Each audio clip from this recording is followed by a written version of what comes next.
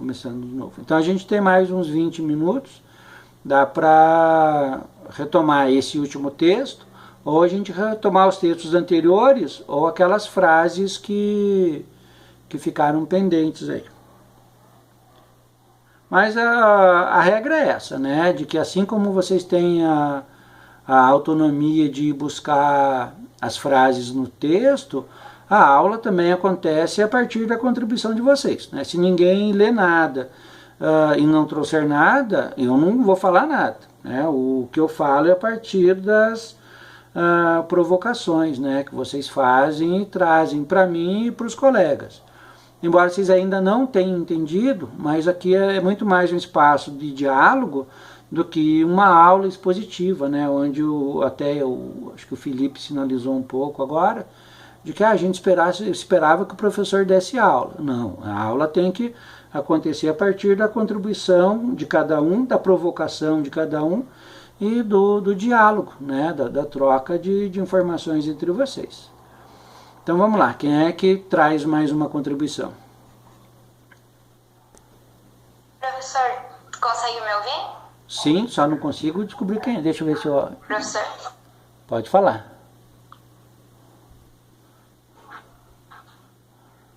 Então, eu tenho uma frase de hoje, né, sobre a pesquisa quantitativa e qualitativa, que ela remete também ao texto da semana passada, principalmente ao artigo, acho que se eu não me engano é 466. A frase é o seguinte: Teixeira e Nunes defende de forma enfática que a pesquisa só se justifica se houver benefícios físicos para cada sujeito não ultrapassarem os benefícios. E isso lembra justamente o debate da semana passada e me fez lembrar um trecho do artigo que falava justamente sobre quando me falhou. As pessoas que participam da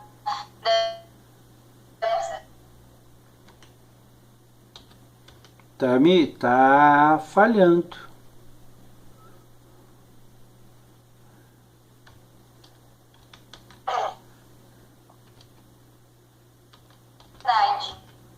Verdade.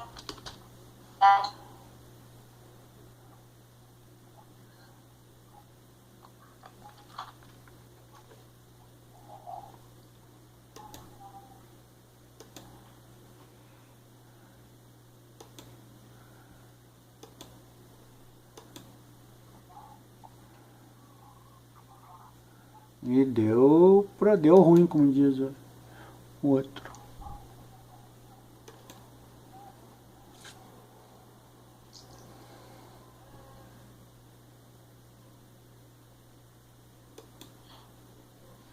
Tá, Tami, eu não consegui ouvir você, começou a falhar, ficou impossível de te ouvir.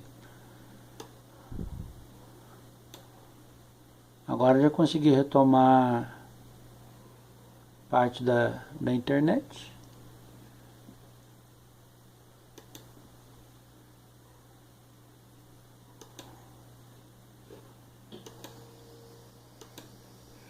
Tá, eu vou fazer um comentário breve, né, na questão que a Tami traz, da questão dos benefícios, que são os 4 princípios da bioética, e inclusive é questão de prova. Né? Então, quais são os 4 princípios da bioética? Um deles é a beneficência.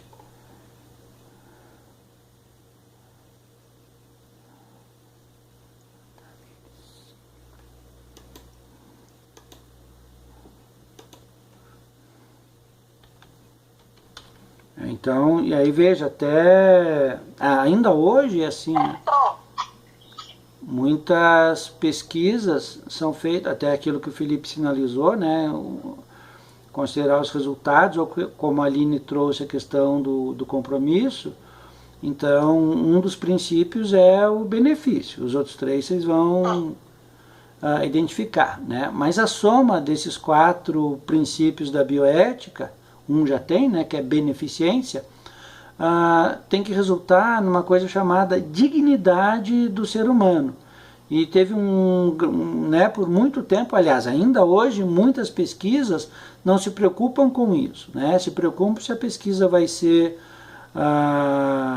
rentável, ou quanto que existe uma curiosidade do pesquisador e para satisfazer essa curiosidade ele tem que fazer algum dano para a pessoa e acaba não se preocupando com isso, né? Ou até algum certo desrespeito sobre o ser humano. Então o grande desafio da pesquisa é que ela busque uma pergunta, uma resposta para a pergunta como a Valesca trouxe agora, mas que seja de uma maneira digna.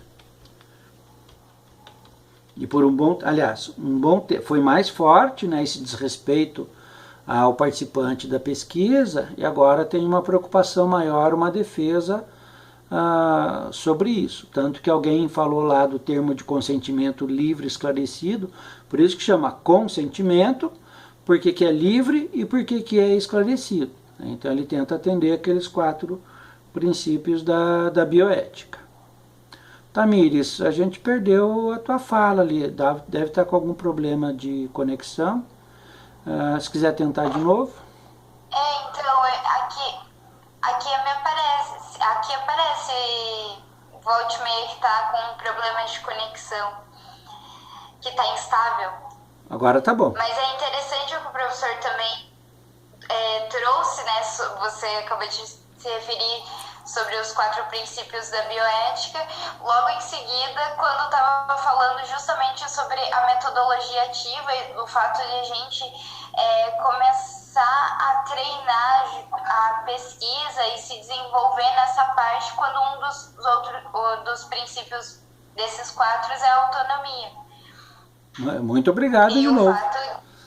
E o fato de a gente realmente, né, desde muito pequenos, a gente acaba sendo ceifado, o fato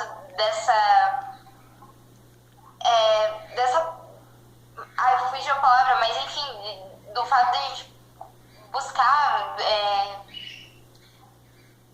dessa nossa questão de pesquisadores, assim, que a gente nota muito nas crianças, né? Acho que a questão é a curiosidade.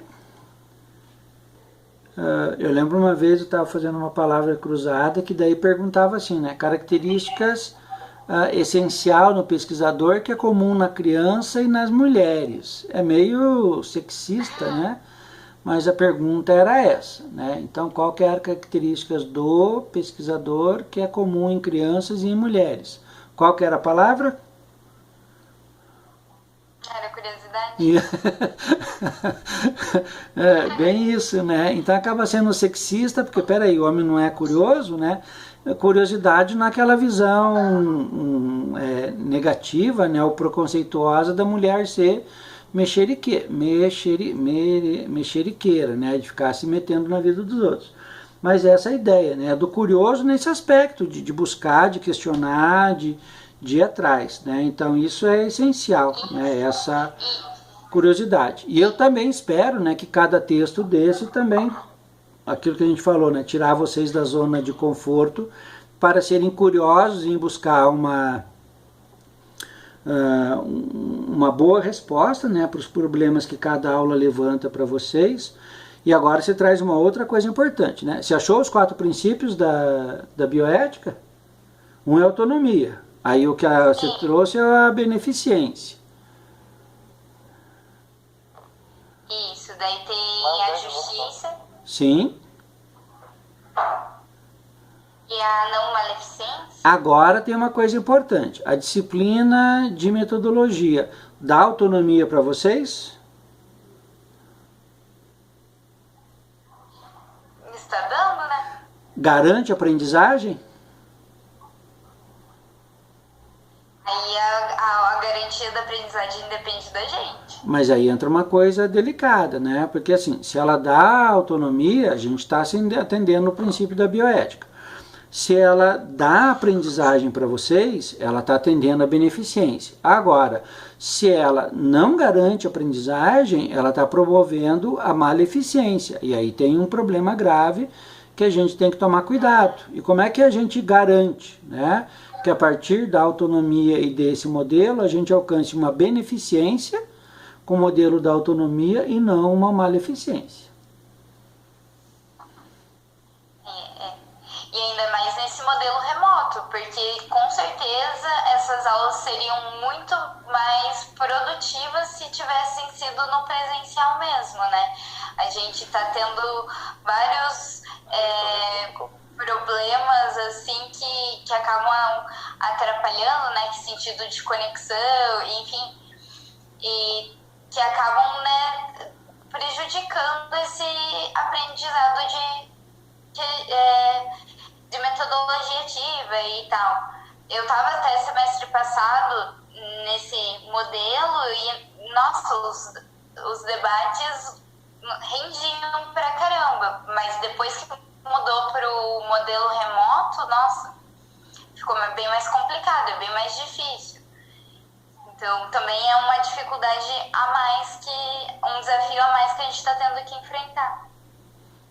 Mais ou menos, deixa eu defender o diabo, né? Mas o que não pode acontecer é a gente usar o modelo remoto como muleta, né, para aquela maleficência e justificar, né? O grande desafio que nós temos é, apesar do modelo remoto, como é que a gente garante uma boa aprendizagem, né, ou um dano menor, que também é outro princípio que não é direto da bioética, mas é da Declaração Universal da Bioética dos Direitos Humanos, que um dos textos fala, e a questão é essa. Então a gente tem um desafio a mais, né? Então, como você coloca, pode colocar como uma justificativa a mais para o insucesso, mas é ao contrário.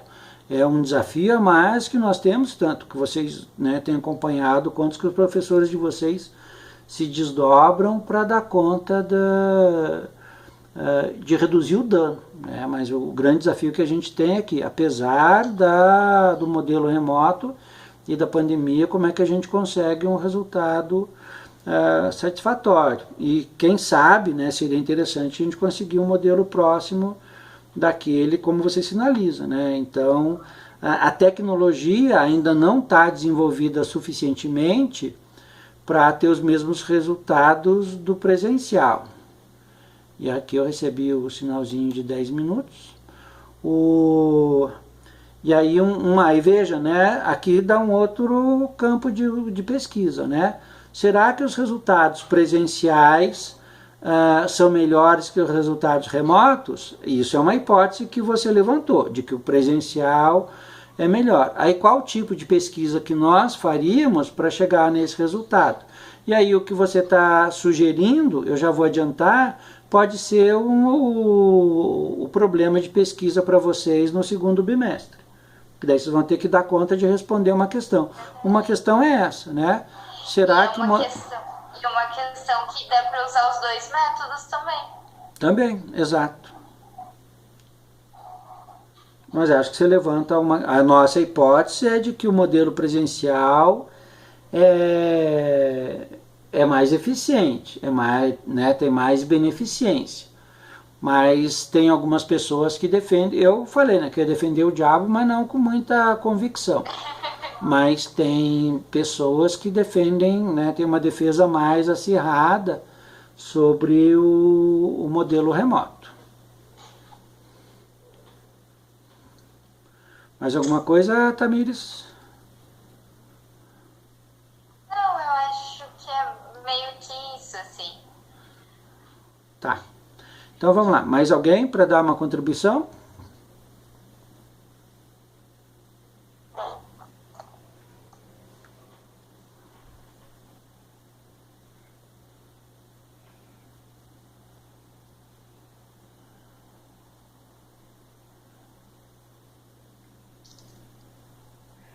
Professor, se der tempo ainda, eu posso falar mais alguma coisa. Vai lá. Uma das perguntas não sei se vai dar tempo, eu queria perguntar sobre aquele portfólio também que tem lá no Jacquard. Ah, tá. O portfólio, ele é uma autoavaliação onde vocês fazem, né, e veja, né, que o portfólio ele tem um aspecto quantitativo e qualitativo também, né? A primeira parte ele é quantitativo, ou seja, quantos textos você leu, quantas frases você selecionou, quantas você justificou e quantas apresentações você fez. Então você quantifica na primeira parte lá. Então no dia tal eu apresentei isso, no dia tal eu fiz isso.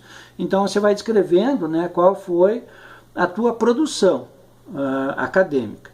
E depois na segunda parte é o aspecto qualitativo, né? Então como é que você analisa, como é que foi a tua leitura, como é que foi a tua participação nas aulas, deixando claro, né, de que a gente precisa ter um controle das presenças de vocês, mas que não vai refletir na reprovação automática por falta, né? Então se você não tiver uma quantidade suficiente, você justifica. Não vale nota aquilo lá não, né? O quê? Aquele portfólio lá, aquele que a gente tem que autoavaliar a gente mesmo. Sim, você tem que ter uma nota, e aí eu faço uma avaliação. O esperado é que essas notas sejam parecidas, concorda? Sim. E quando for pra gente mandar, a gente manda pro senhor? Como é que é? Não, no AVA eu coloquei um espaço chamado portfólio. Uhum. E daí vejam se vocês conseguem colocar no AVA. Ah, sim. Tá, mas o portfólio não é para hoje ainda não, né? Eu vou trabalhar com vocês na semana que vem ele ainda. Na verdade, ele tá aberto lá, lá junto com a avaliação, né? Isso. Lá naquele lugar lá. É. É porque a gente estava preocupado se seria junto com a prova amanhã. Não, vocês entregam o portfólio do dia 28 para outra semana. Tá. E acho que até inclusive vocês já vão ter até a nota da prova, já ajuda vocês a fazerem uma autoavaliação mais precisa.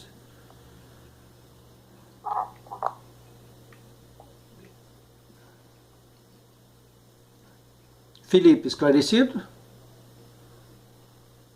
Sim, obrigado, professor. Tá, o portfólio é ser coerente com a disciplina, né? Então, se você tem autonomia para buscar as coisas, tem autonomia para fazer a tua apresentação aqui na sala, ainda mais, né? Que a instituição deixou a presença facultativa, né? Então, está te dando essa autonomia também. Então, você também tem autonomia para fazer a tua avaliação dentro desse processo aí, né? Do quanto que você leu, quanto que você pesquisou, o quanto que você se esforçou, o quanto que você entendeu ou não. Ô, professor, essa também é boa, né? Porque aí a gente vai ter que ser verdadeiro com a gente mesmo. Você vai olhar para você mesmo e falar: eu não fui tão bem nessa. Eu vou ter coragem de colocar lá que eu fui 100%? Eu vou ter o descaramento? Então vai ser até uma questão de ética. Você lembrou duas coisas, né? Tem uma questão na prova que vocês só vão conseguir responder se forem extremamente honestos, né? Tem uma questão de prova que é pura honestidade. E uma outra coisa que você traz é que eu percebi assim: o aluno que menos faz é o que mais reclama, e quando você trabalha a autoavaliação é aquele que se atribui mais nota. E aquele aluno que rala, que trabalha, que faz as coisas, que você vê que ele é muito empenhado, é aquele que reclama menos, e quando ele vai fazer a autoavaliação, ele tem um julgamento maior, né? Isso desde quinta série eu vejo isso, né? Então aquele aluno que menos faz é aquele que tem uma distorção maior da nota, e dá uma diferença maior, né, da avaliação que eu faço para o aluno. E aquele aluno que trabalha tem uma aproximação maior, né, do hétero julgamento, que é esse avaliação externa, e aí outra coisa importante, né, que vocês trouxeram, quando a Valesca, você mesmo, né, Valesca falou, de que a própria concepção da nota não é uma busca do aluno, mas é uma atribuição do professor. Então a nota ela não é autônoma. Então tem, né, o que a gente vai ver na metodologia científica também, é o quanto que a escola está desvirtuada em todo o seu processo. E como aquele primeiro texto colocou lá na frente, né, que falava a história, né, veja que tem uma parte lá que ele fala da história da pesquisa, é outra questão de prova, já dando uma dica para vocês. Naquela história ele vai mostrar, né, como que a educação foi desvirtualizando para atender um modelo mercantil e comercial de educação. Na minha conta aqui a gente já está na prorrogação, acho que daqui a pouco cai a conexão então. Mas então assim, leiam o texto de hoje, que é sobre autoria e plágio. A minha rede melhorou um pouquinho, eu já disponibilizo lá no Jacad também para quem não tem acesso pelo WhatsApp. E aí então deem uma boa lida. A prova, como eu falei para vocês, né? Quem lê os textos com cuidado e fazendo isso, uma dica para vocês: releiam os textos pegando outras frases, que daí vocês vão ter uma boa probabilidade de ter bom resultado lá, né? Eu simplesmente peguei os textos e transformei em questões. Então talvez algumas das questões foram uma dessas frases que vocês escolheram aí durante esse mês aí. Então, bom estudo para vocês, boa prova amanhã, né? Não se preocupem com nós.